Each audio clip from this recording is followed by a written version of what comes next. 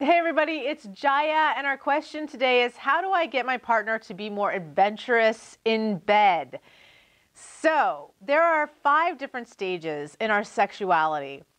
One is resting, and this is where we're not really having sex. Maybe we've consciously chosen celibacy. Another is healing, where maybe you're healing from something, say just having a baby or a premature ejaculation issue or erectile dysfunction, something physical or surgery, cancer, something like that. The third one is curious, and curious is all about the how-to. How do we make it better? How do we do this? How do we do that? The next one is adventurous, and this is where you really want a lot of adventure. You want to push edges. You want to play with taboo. And then the 5th one is called transformational, and transformational is where you want the what's more to sex. It's secret sexuality, it's tantra, it's Taoism, it's shamanism, it's using sexual energy for manifestation. And I ask all of my clients, what stage are you in and where do you want to be? And the majority of them will tell me, maybe we're in resting, healing, curious, but we want to be in adventurous and transformational. And no one stage is better than the other. We go through all of them. My friend Esther Perel, she says we have multiple sexualities. And I love that idea that our sexuality is not static. So back to the question, how do you help your partner to get more adventurous? So if you're in the adventurous stage and your partner's not, what can you do to help them feel more adventurous? And I think one big piece is permission. I think we have a lot of shame, especially around adventurous sex, a lot of shame around doing something that might seem out of our box or edgy or taboo. And we really need a safe space to explore something that might bring up shame or guilt, embarrassment. They're all different things, by the way.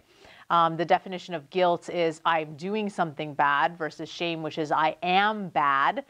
And so one thing is to recognize, does your partner feel guilty about those activities, shameful about those activities? What are their beliefs about those adventurous activities? Maybe they have a deep-rooted belief system that isn't even theirs. Maybe it was their parents or a cultural belief or a religious belief that doesn't allow them to go into that adventure. So one of the things that I think is important is uncovering why they feel ashamed of that or why they feel guilty about that. Does that guilt or shame even belong to them?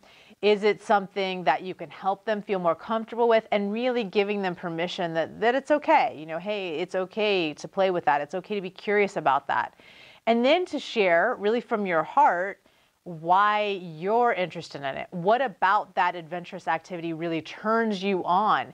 And help them see that maybe this is something that they could give. Maybe they're not ashamed of giving it, or maybe they're not ashamed of receiving it, but that's all part of that conversation. You've got to create a very safe space to have that conversation, so you can bring out what is the resistance to playing with it.